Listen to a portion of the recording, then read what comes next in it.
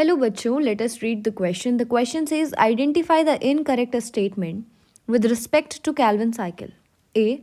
18 molecules of ATP are synthesized during carbon fixation. B. NADPH plus H plus reproduce in light reaction is used to reduce diphosphoglycerate.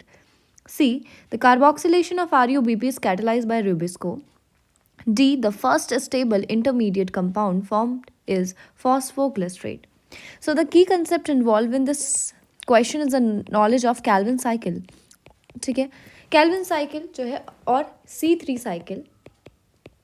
Kelvin क्यों नाम पड़ा Calvin cycle? क्योंकि kelvin ने इसको discover किया था. जबकि C3 साइकिल क्यों पड़ा? क्योंकि पहला जो स्टेबल प्रोडक्ट बनता है that is a 3 carbon compound. देखो, अगर मैं बात करूँ कैल्विन साइकिल की, तो फोटोसिंथेटिक प्लांट में ये साइकिल चलेगी ही चलेगी. और यही साइकिल से हमें क्या मिलता है? हमें शुगर जो है वो मिलता है. यहाँ पे हम एटमॉस्फेरिक कार्बन डाइऑक्साइड को शुगर में एसिमिलेट करते हैं. अगर हम साइकिल की बात करें तो primary acceptor of carbon dioxide is, ठीक है, ribulose 1,5 bis phosphate which is a 5 carbon compound. Atmosphere से लिया जाता है CO2 और यहाँ पे जो एंजाइम वर्क करता है that is Rubisco. Rubisco is basically ribulose bis phosphate carboxylase oxygenase. ये एंजाइम आपका वर्क करता है. सिंस नाम में ही है तो कार्बन डाइऑक्साइड को भी आपका ये एसिमुलेट कर सकता है और ऑक्सीजन को भी ले सकता है. जब ये ऑक्सीजन को लेता है तो एक वेस्टफुल प्रोसेस हमारी हो जाती है दैट इज फोटो रेस्पिरेशन. ठीक है, तो बेसिकली यहाँ पे कार्बन डाइऑक्साइड को लेते हैं और पहला जो हमारा स्टेप होता है दैट इज कार्बोक्सिलेशन. और कार्बोक्सिलेशन के बाद जो पहला स्टेबल प्रोडक्ट बनता है that is three phosphoglycerate. Right, this is a 3 carbon compound. तो यहाँ पे 2 मॉलिक्यूल बनते हैं 3-फॉस्फोग्लिसरेट के. इसी को हम बेसिकली कहते हैं क्या? ठीक है, 3-फॉस्फोग्लिसरेट. अब देखो क्या हुआ यहाँ पे. बेसिकली क्या हुआ यहाँ पे हुआ, फिर उसके बाद दूसरा जो स्टेप है दैट इज रिडक्शन.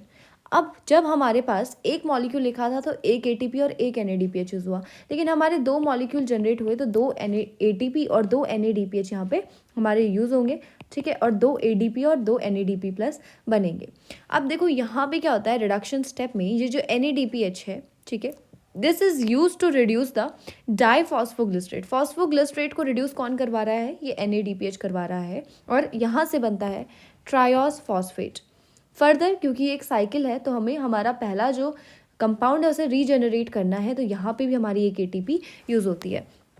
तो मैं कह सकती हूँ फॉर 1 कार्बन डाइऑक्साइड फिक्सेशन, एक कार्बन डाइऑक्साइड को फिक्स करने के लिए मेरे पास, ठीक है, कितना 3 ATP यूज़ होती है प्लस 2 NADPH यूज़ होते हैं. तो मैं कहूँगी 6 कार्बन डाइऑक्साइड को फिक्स करना है अगर मुझे, तो मुझे 18 ATP जो है वो यूज़ होनी पड़ेंगी और 12 NADPH यहाँ पे यूज़ होंगे. तो पहला ऑप्शन है 18 molecules of ATP are synthesize नहीं भाई, सिंथेसाइज नहीं, आर बीइंग यूज. तो यही हमारा इनकरेक्ट हो गया भाई.